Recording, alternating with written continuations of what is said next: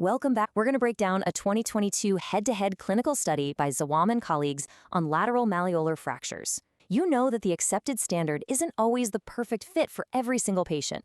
So this study jumps straight into trying to find a better, far less invasive way. Let's start with the baseline problem surrounding ankle fractures. To really grasp why this study is so important, we gotta look at the sheer numbers.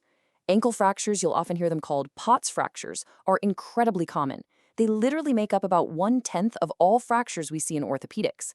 Now, for decades, the undisputed heavyweight gold standard for treating lateral malleolar fractures has been ORIF, open reduction and internal fixation using a plate and screws. And hey, it works. It provides fantastic anatomical reduction, but there is a massive catch. The complication rate for this traditional plate fixation can hit an astonishing 30%, particularly in more vulnerable patients. When we actually unpack what that 30% complication rate looks like in the real world, the reality is, well, it's pretty uncomfortable. Up to half of all patients complain about prominent hardware. That means they can physically feel the metal plate right under their skin, causing real discomfort. On top of that, wound healing problems can affect up to 26% of patients. And implant failure? That can happen in up to 14% of cases. Plus, these complications don't just strike at random. They are heavily concentrated in older patients, folks with diabetic neuropathy, or anyone with poor skin conditions over the fracture site. Section 2. Two surgical competitors. Section 2. Two surgical competitors. So how do we actually fix this? To find a better way, the researchers basically set up a surgical showdown. They ran a prospective case series study randomizing 73 patients with low fibular fractures, specifically Weber type A and B, into two totally distinct groups. Group A got the traditional gold standard ORIF lateral neutralization plate. Group B, however, got a close reduction along with a percutaneous intramedullary, or IM, fully threaded screw. The physical difference between these two approaches is literally night and day. For Group A, the traditional plate demands an open incision that averages 8.7 centimeters long. That means significant soft tissue dissection. But for Group B, you're looking at a tiny 1.9 centimeter puncture used just to slide the IM screw in. It is minimally invasive, leaving all that surrounding soft tissue completely undisturbed. And when you look at the x-rays, you clearly see this bulky exterior hardware of the plate, literally screwed onto the outside of the bone, right? And that's juxtaposed against this incredibly sleek 3.5 millimeter screw that is hidden entirely inside the medullary canal of the fibula. There is just so much less hardware sitting beneath the patient's skin.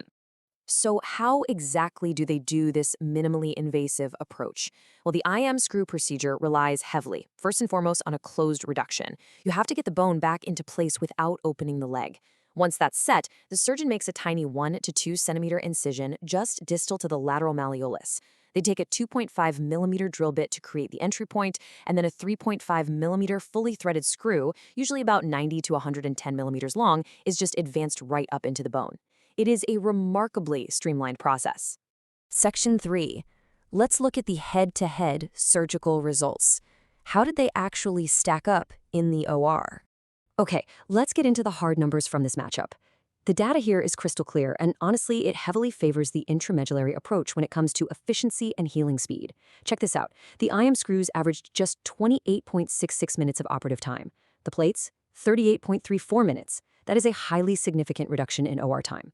But even more impressive, patients with the IM screw achieved full clinical and radiological union in an average of 8.11 weeks. That is a full week faster than the 9.11 weeks averaged by the plate group.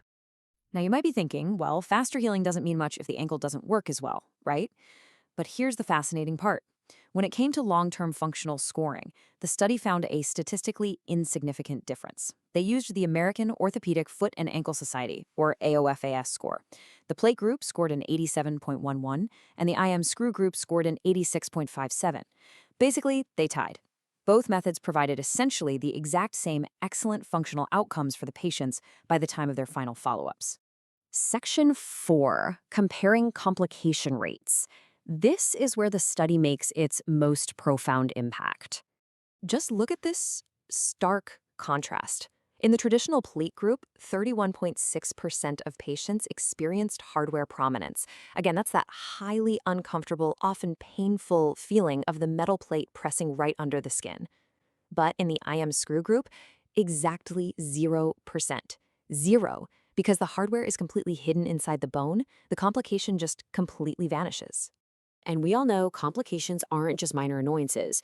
They carry very real clinical burdens. Because of these issues, 6 patients in the playgroup required a secondary surgical procedure. 1 patient had to have a deep infection debrided, and 5 patients had to actually go back into the operating room just to get the symptomatic hardware removed after their bone healed. By comparison, the IM screw group, they required absolutely 0 secondary surgeries. Nobody had to go back under the knife. So what's the big takeaway from all this targeted data? The researchers, Zawam and colleagues, sum it up with a really nuanced perspective. They state, plate fixation may be more suitable to achieve anatomical reduction. However, percutaneous intramedullary screw fixation is associated with fewer complication rates. So it's not about declaring one method universally superior for every single scenario. It's really about choosing the right tool for the specific patient profile in front of you. Breaking that down, the clinical recommendations from the study are exact. You definitely want to use plates when strict, optimal anatomic reconstruction is absolutely required. Though, I should mention, the study actually found the difference in reduction adequacy between the two groups to be statistically insignificant. Still, you should heavily consider deploying IM screws to lower complication risks whenever an acceptable closed reduction is possible. The IM screw is explicitly highlighted as ideal for elderly patients or folks with chronic comorbidities. Think diabetic neuropathy or poor skin conditions. Those are the patients who are way more likely to develop those nasty wound complications we talked about earlier. All of this leaves us with a final, pretty provocative question based on the hard evidence. With a 0% prominent hardware complication rate, absolutely 0 secondary surgeries, and faster union times, is it finally time to rethink the gold standard for treating Weber A and B fractures? When minimally invasive techniques can perfectly match functional outcomes while virtually eliminating hardware complaints, the future of orthopedic trauma care might just be on the inside. Thanks so much for joining me for this explainer, and as always, keep questioning the standard.